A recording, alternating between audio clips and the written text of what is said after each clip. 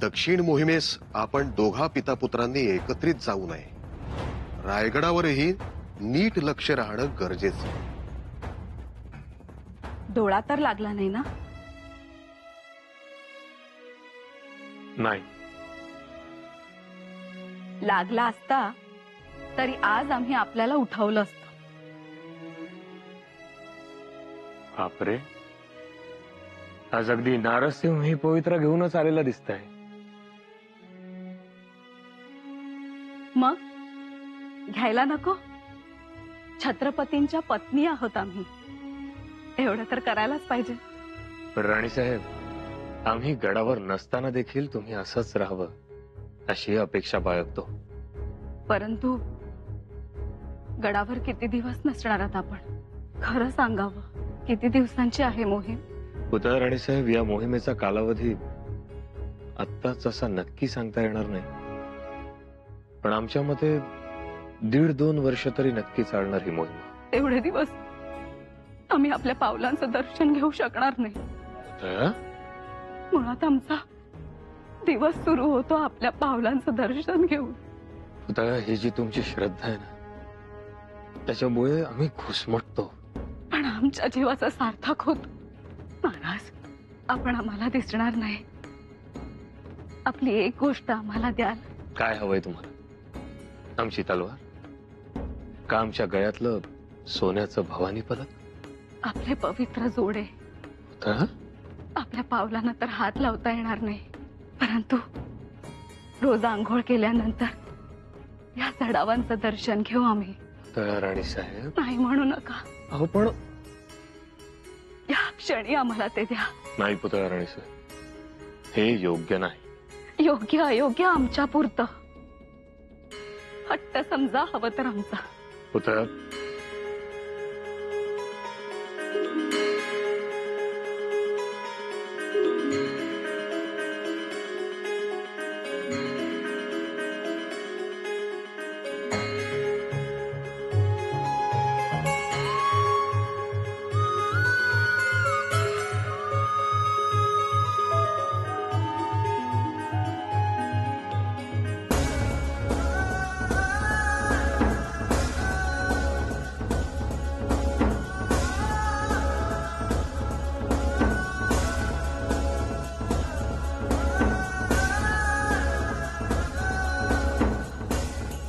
ह्या चढावा आमच्या खासगी देव्हाऱ्यात.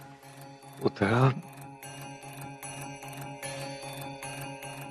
मग आता मुलाला काय मागणार? मुराजही नसणार आहे 1.5-2 वर्ष. लढण्याचं बळ. आमचं लेकरू बाहेरच्यांशी तर लढतात,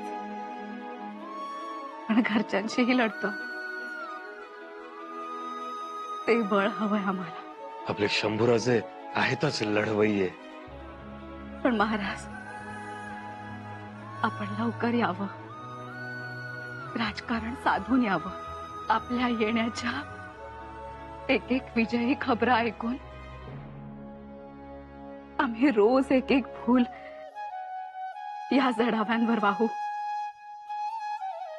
तो आनंद आमच्यासाठी मोठा. एक गोष्ट लक्षात आली का? कोणची? अहो, गडाचा पायथा कसा दणाणून गेलाय, बघितलात? हा, हे काय विचारू नका बघा. अहो, जिकडं बघावं तिकडं पोरच पोरं. जसं मुंग्यांचं रिवान फुटावं तशी तरा. अहो, युवराजांना बघायला पोरा सोरांची ही गर्दी, ज्याला त्याला युवराजांच्या हाताखाली काम करायचंय. अहो, एवढं अप्रूप कधीच घडलं नव्हतं. या प्रल्हाद पंत या. झाली भेट महाराजांची? होय, झाली. यांनी बघा निराजी पंतांचं नाव काढलं. मोठं राजकारण करून आलेत ते. हो, ऐकलंय मी. मादनासारख्या मुरब्बी माणसाला पटवून द्यायचं अवघड होतं ना. हुशार माणूस मादन. अहो, हुशार तर आहेतच, पण चतुरही आहेत, संस्कारी आहेत, सत्यनिष्ठ आणि निस्वार्थीही आहेत. त्यांच्याशिवाय कुतुबशहाचं पानही हलत नाही. अनाजी पंत मादनाबद्दल जाणून असतील.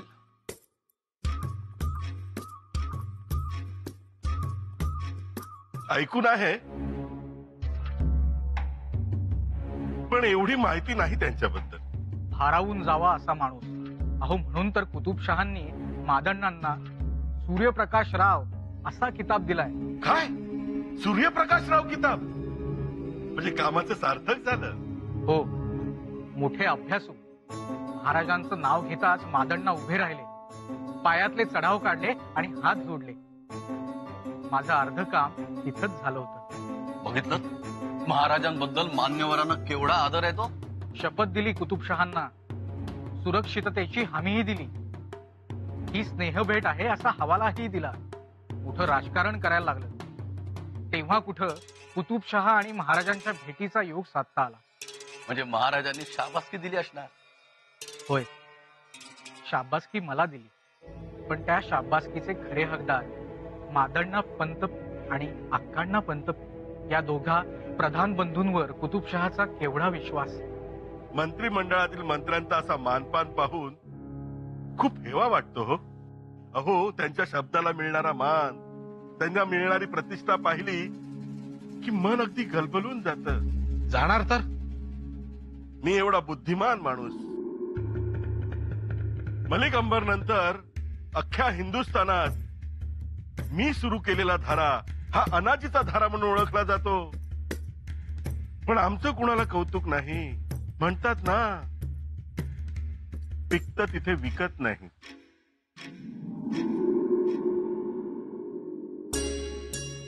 वरच्या आळीची लक्ष्मी कुठं राहते? हवं नाही.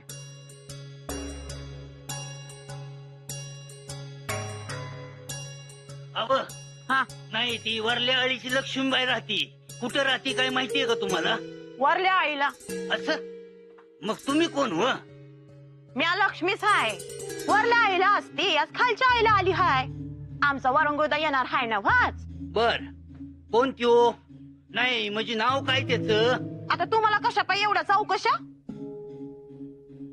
बैरू. भैरू? अहो मीच की भैरू. मला ओळखलं नाही का काय? आता भैरू तुम्ही? हा. आता तुम्ही ह्या सालातलं त्या सालाला याल तर कसं काय ओळखायचं मी सांगा बरं. लाडी, हा. काय खबर? खबर हाय नाही का? खाली तर सापडलंय. सिद्धीकडे जाणार. मजकूर काय? मजकूर गडावरल्या समध्या खाना खुना आहेत त्या. अहो, एवढंच नाही, तो महाराज आणि युवराज सुद्धा गडावर राहणार नाही हे बी लिहिलं आहे त्या. चोख काम बजावलंच लाडी. आजपासून 3 दिवसानं खंडोबाच्या मंदिरात भेटू. जी नाईक. हर हर महादेव. आणि थांब, आणि हे बघ, ही डबीदार. ह्याच्यात दुसऱ्याला बेशुद्ध करायची मुली आहे, उपयोगाला येईल तुझ्या. अरे अरे अरे अरे, आता कशाला उघडती हा? का स्वतःवरच आजमावायचंय? नाही नाही नाही, घरी जाऊन उघड. हा, चल येऊ का मग? जी.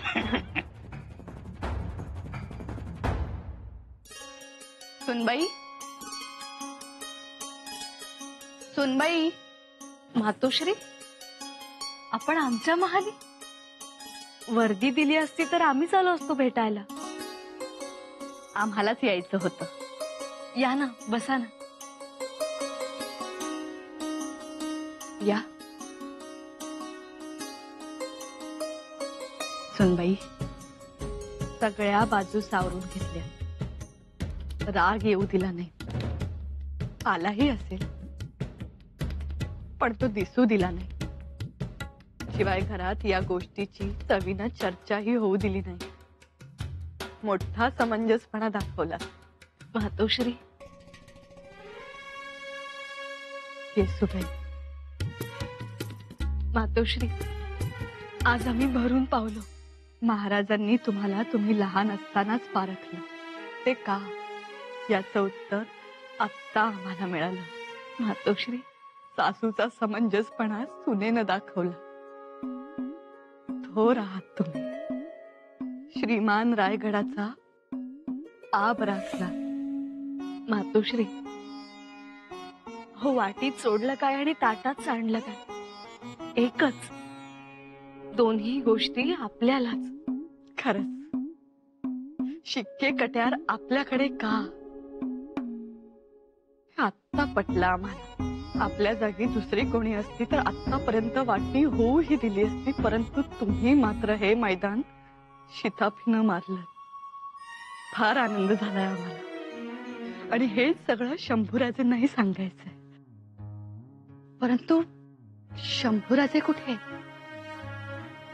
मातोश्री मोहिमेच्या तयारीसाठी बाहेर गेले. हल्ली गडावर पाय ठरतोय कुठे त्यांचा. हौजेत जा, छावणीत जा, मावळ्यांना भेटा.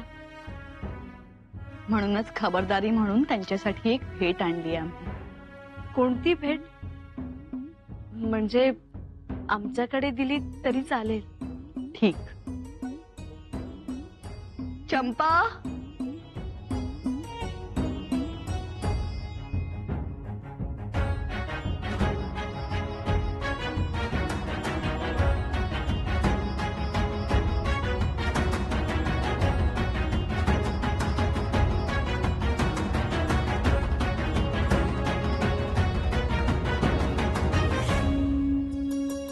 कट्यार कट्यार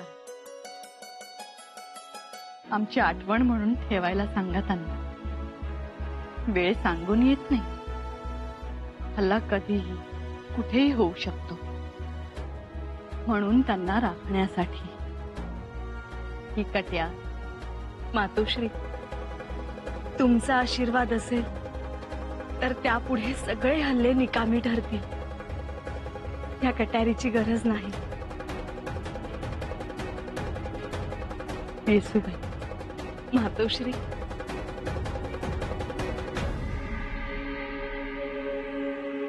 शंभूराजांची भेट झाली तर बरं होईल. आजपासूनच तुला गडावर ठेवीन. आहे तसं जर झालं तर लय बरं होईल बघ. अगं कुठे चालली एवढ्या लागा? बहिर्जी दादा, अव कधी आलास गडावर? हात आलासा तर गाठ भेट नाही. आता गडावरच राहणार आहे आणि जरा निवांतच आहे, तर म्हणलं धारावच्या हातची भाकर खायला यायचं. मग त्यासाठी कापूर होळं यावं लागल. येईन की. कोण म्हणायचं? लोक माझा अंतोजी. मामा नमस्कार करतो. हा, औक्षवंत हो. शंभूराजांसंगट सावली सारखं ठेवणार आहे मी ह्याला. गडावर बी आणि मोहिमेत बी. हवं काय आहे काय सांगून येत नाही. आणि आता खरं सांगू का, माझा कुणावर बी भरोसा नाही. हवं दुश्मन तरी बरा, पाठीत वार करतोय. पर आपलं म्हणून काळजात वार करायला लागले तर कसं करावं वो? कधी मनातलं बोललीस बघ. ठेव त्याला फौजत आणि शंभूराजाच्या गोठात ठेव. म्या तयार करतो त्याला. शंभूराजासने बी जीवाला जीव देणाऱ्या माणसांची गरज आहे आता. माझं बी तेच पण आहे. युवराजांसाठी काय बी करेल मी. शंभूराजांवरचा येणारा पहिला वाद या अंतोजीवर असेल. अव त्यांच्यासाठी रागात बी सांडेल मी. शबास्त्र माझ्या वागा. येणार येणार येणार म्हणता म्हणता तो क्षण आलाच. आम्ही स्वतः दक्षिण मोहिमेत आघाडीवर असणार. आमची तलवार तेजानं तळपताना स्वतः आबासाहेब पाहणार. रोमहर्षक क्षण, अद्वितीय आनंदाचा क्षण. आमचं मन गड उतरून केव्हाच कर्नाटकाच्या दिशेनं धावू लागलंय. आम्ही पाठीमागं वळून पाहतो आहोत तो आमच्या 20,000 घोड्यांच्या खुरांनी आकाशात उडालेले धुळीचे लोटच्या लोट. आमच्या 40,000 मावळ्यांच्या दमदार पावलांचा दणात्कार. आम्ही कर्नाटकात पोहोचलो. भागानगरातही पोहोचलो. आमच्या समोर जो गनीम आला त्याच्या समोर आम्ही घट्ट पाय रोवून उभे राहिलो. आम्ही तलवार उगारतो काय, गनीम कापतो काय आणि गनीम शरण येतो काय. आणि संपूर्ण दक्षिण प्रांतात हर हर महादेवचा जयघोष.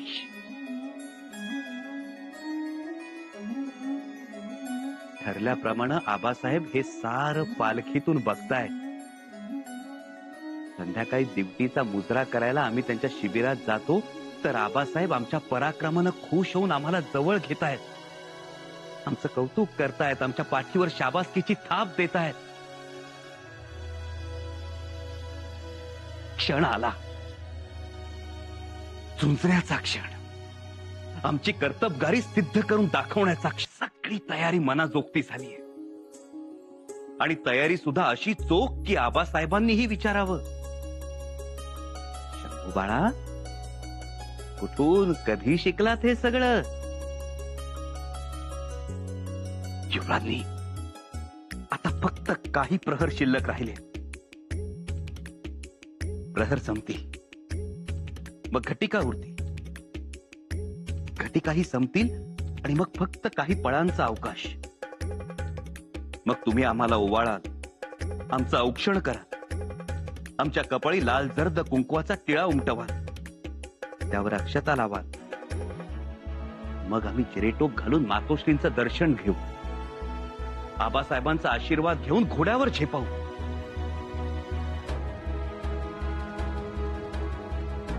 आणि एकदा वळून पाहू तुमच्याकडे, तुम्हाला नजरेत साठवू 1.5-2 वर्षांसाठी. येसू, येसू, एवढी वर्ष हृदयाशी कवटाळून ठेवलेलं आमचं स्वप्न आज स्वप्न न राहता प्रत्यक्षात येतंय. आमच्यासारखे भाग्यवान आम्हीच. नाही, भाग्याला सुद्धा आमचा हेवा वाटावा असं सगळं घडतं आहे. खरंच हो, आम्ही सुद्धा त्या क्षणाची वाट पाहतोय. युवराजने आम्ही कुतुबशाला जिथं भेटणार ना, त्या शहराला भागानगर असं म्हणतात. खरं तर पुरातन काळातलं हे भाग्यनगर. हल्ली बादशाह त्या शहराला हैदराबाद असं म्हणतो, पण आमच्यासाठी ते भाग्यनगरच. इथं आमचं भाग्य उचलणार, बघाच तुम्ही.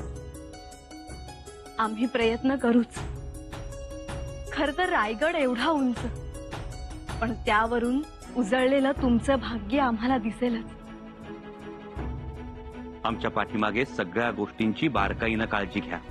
आपण इकडची बिलकुल काळजी करू नये, निर्धास्त जावे. तरीही आऊसाहेबांना सकाळ संध्याकाळ दिवा लावावा. महाराजांच्या खाण्यापिण्याची हेळसांड होऊ देऊ नये. ते खेळतात खूप आणि न खाता झोपी जातात. मग त्यांना बळकटी कशी येईल? मातोश्रींचं काही दुखलं खुपलं बघावं, सदर भरवावी, न्याय करावा, रयतेच्या गरजा भागवाव्या. कुठल्या मावळ्याच्या घरी लगीन कार्य असेल तर त्यास गाव भोजनाचा सीधा द्यावा, जमल्यास आहेरही पाठवावा. अधिक काय सांगावं? आपण कुलमुक्त्यार आहात. युवराज, आपण निशंक राहावे आणि मोहिमेचा विचार करावा. आपल्या जिंकल्याच्या खबरा येतील, तोच आमचा आनंद. आपल्या श्वास निश्वासांनी भारावून गेलेला हा महाल, आपल्या स्वागतासाठी आम्ही रोज थोडा थोडा सज्ज करू. युवराजनी, युवराज, आता निघायला काही प्रहर बाकी आहे. आम्हाला येसू म्हणूनच हाक मारा.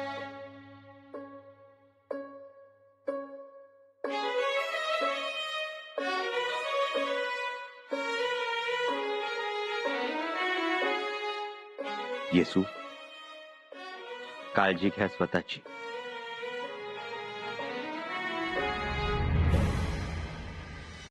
ते पत्र बाळाजी पंतांना द्या. जी. राहुजींना. जी महाराज. गडावरची व्यवस्था चोख ठेवण्याची जबाबदारी तुमची. जी. साधारण केवढी फौज अपेक्षित आहे तुम्हाला गडावर? गडावर 10,000ची फौज असणं गरजेचं आहे महाराज. 10,000. ठीक. दुसरी गोष्ट, गस्त घालणाऱ्यांना गडाच्या चहूबाजूनी लक्ष ठेवण्यास सांगा. आणखीन एक, गडावर 3 वर्ष पुरेल एवढा अन्न साठा करून ठेवावा. त्यात कोणताही हलगर्जीपणा चालणार नाही. जी महाराज. तुमचं बोला. महाराज, मी अभयरू, शेतकरी आहे जी. मुद्द्याचं बोला, आघळ पगळ नकोय. जी, डोंगराच्या कडेला माझं शेत आहे आणि यंदा पीक बी लय जोमानं आलंय महाराज. परवान राणी आणि रानडुकरांनी लय उच्छाद मांडलाय बघा. राखण करावी. महाराज, अहो राखणदार हातात दगड घेऊन तयार आहे ती. परवान राणी लय धुडगुस घालायचं बघितलंय. नुसती हुप हुप करते ती बघा. महाराज, वानर जाता जाईना आणि रानडुकर हालता आलं ना, अशी परिस्थिती झाली. बंदूक देऊ मग? टाकाल का पार? नाही महाराज, ठासनीची बंदूक कामाची नाही. चिटणीसानं बोलवा. बंदूक नको म्हणताय? जी, काय आहे, ही सगळे वानर रानडुकर पोपट पाखर मालक शेताच्या बाहेर कधी जाणार आहे याचीच वाट बघत बसले ती. आणि हे सगळं वेळेत आवरलं पाहिजे महाराज, नाहीतर शेतकऱ्यानं जोमानं पिकवलेलं पीक समधी नासाडी होऊन जाईल. आणि गमतीचा भाग म्हणजे आता कुंपानच शेत खायला टपलंय. वैरजी आत्या